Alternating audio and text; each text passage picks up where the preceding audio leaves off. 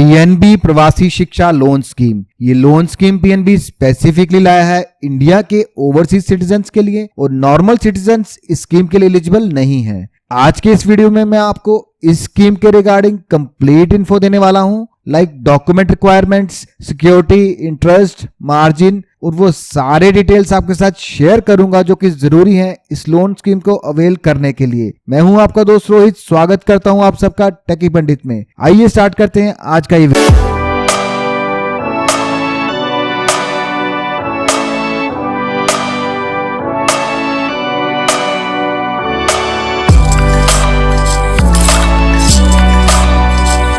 PNB प्रवासी शिक्षा loan scheme में पीएनबी एजुकेशन लोन ऑफर करता है उन मेरिटोरियस स्टूडेंट्स को जो कि ओवरसीज सिटीजन्स हैं इंडिया के।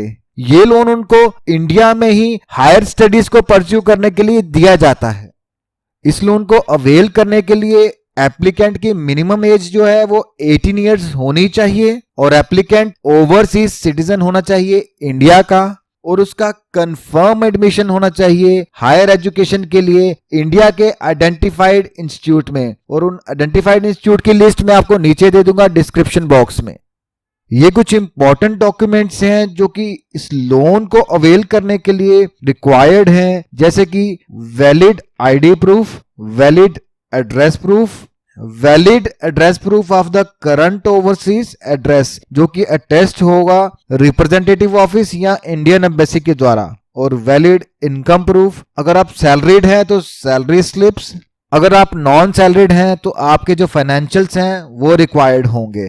ओसीआई कार्ड यानी कि overseas citizen of India card भी मैंडेटरी है, और गारंटर के लिए भी valid photo ID, valid address proof, income proof और उससे उसकी इनकम का डिक्लेरेशन भी लिया जाएगा। Full time, regular, graduate, post graduate और डिप्लोमा कोर्सेज के लिए ये लोन दिया जाता है। पार्ट टाइम और रिसर्च के लिए भी आप ये लोन ले सकते हैं, लेकिन सर्टिफिकेट कोर्सेज के लिए ये लोन नहीं दिया जाता। इस लोन के लिए कोई फिक्स क्वांटम नहीं रखा गया है, ये डिपेंड करेगा आपकी नीड के ऊपर और आपके एक्सपेंसेस के ऊपर। ये कुछ एक्सपेंसेस हैं जो कि कंसीडर किए जाएंगे लोन क्वांटम को डिसाइड करने के लिए, जैसे कि कोर्स कंप्लीट करने के रिलेटेड सारे खर्चे, वन टाइम इंडिया में आने का और वापस जाने का एयर फेयर और हॉस्टल अकोमोडेशन अगर वो इंस्टीट्यूट प्रोवाइड करे, और अगर आप आउटसाइड अकोमोडेशन में रहना चाहते हैं तो उसके लिए बैंक आपको फाइनेंस नहीं करेगा।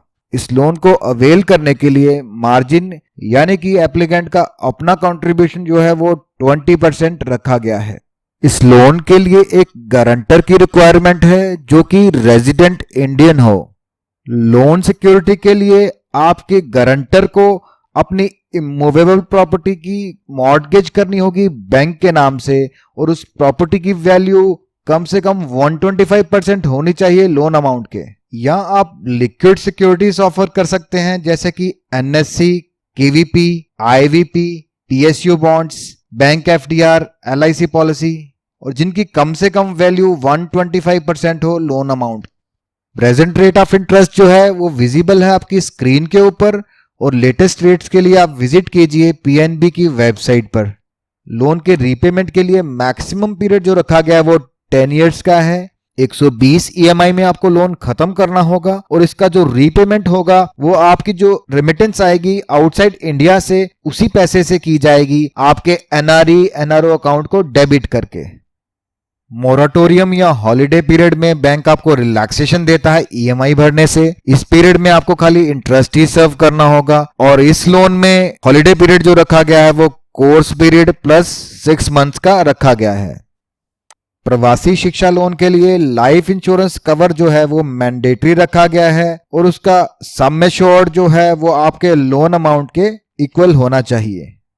पीएनबी प्रवासी शिक्षा लोन के लिए प्रोसेसिंग चार्जेस जो हैं वो मिनिमम 10,000 रखे गए हैं या 1% ऑफ द लोन अमाउंट, और ये चार्जेस नॉन रिफंडेबल रहेंगे। लोन के डॉक्यूमेंटेशन चार्जेस जो हैं वो हैं 450 रुपीज ओनली। इस लोन के लिए रीइंबर्समेंट जो है फी का वो परमिटेड नहीं है। इन केस आप कुछ एक्सपेंसेस पहले इनकर कर चुके हैं वो आप रीइंबर्स नहीं कर सकते हैं।